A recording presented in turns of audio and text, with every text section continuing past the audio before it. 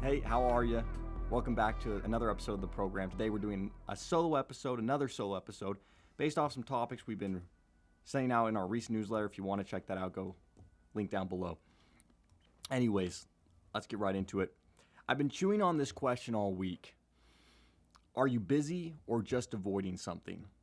Now, let's be honest. Sometimes our packed schedule, endless goals, and even personal development rabbit holes that we put ourselves on are just well-disguised distractions.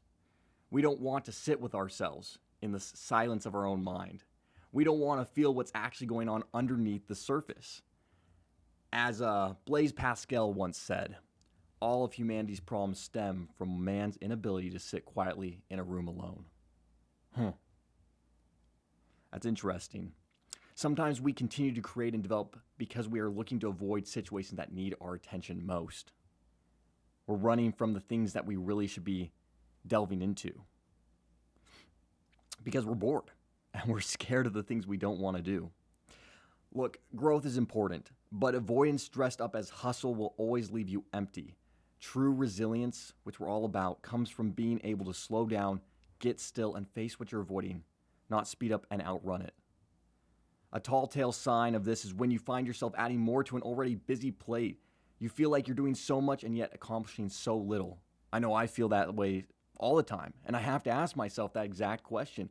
Am I just throwing things more in the mix because I'm avoiding things I really should be doing?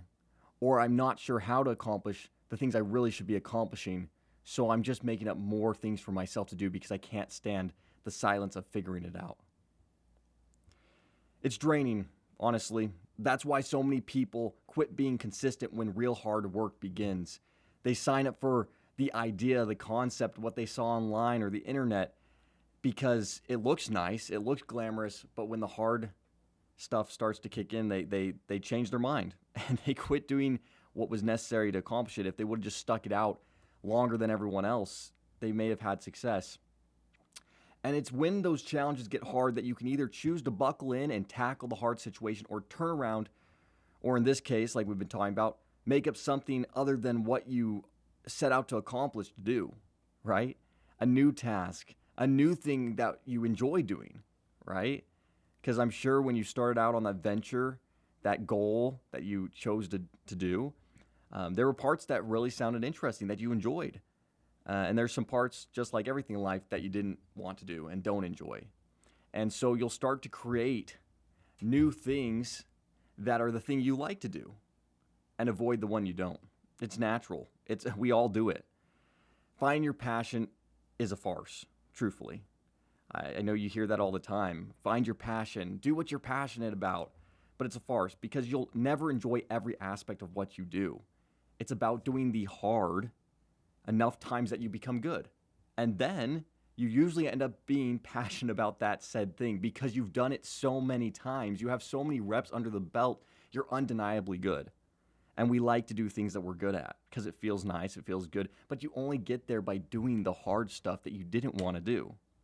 I like playing the sport of basketball. I love the game. I love the thrill of working as a team, getting the ball down the court, scoring, putting points up, shooting that three, hearing everybody, excited for you, right?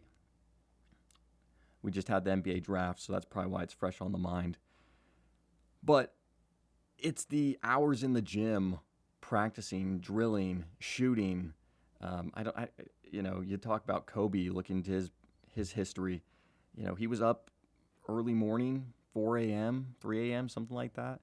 And he said he would literally wake up earlier than everybody else because he knew just by compounding consistently on going and working out and practicing, if he woke up earlier, like 4 a.m., he could get an extra 2 to 3 hour session in his day. And over time, while one session every extra day doesn't seem like a lot, over time, doing that more, like that third session more than everybody else, he compounded so much more practice that he was just undeniably good. So anyways, what's the point? Well, this week, instead of adding another thing to your to-do list, try this instead. Sit in stillness for 5 minutes, no phone, no podcast. That's right, I'm telling you not to listen to this. Do that first, then go do this. And just be you. Sit in the silence and be okay with yourself. Be okay to Let your mind wander and identify what are the things that you really should be accomplishing. Your mind knows. It will tell you. Ask yourself, what have I been avoiding that needs my attention? And then notice what comes up. Go get it done, or at least put a plan in action to go and accomplish that. Truth be told, it might be the most productive thing you do all week. That's my advice. Go make it happen. Stop running from the things you don't want to do. Be okay with yourself, the silence, your mind. It's the greatest tool you have. Stay grounded and go make it happen.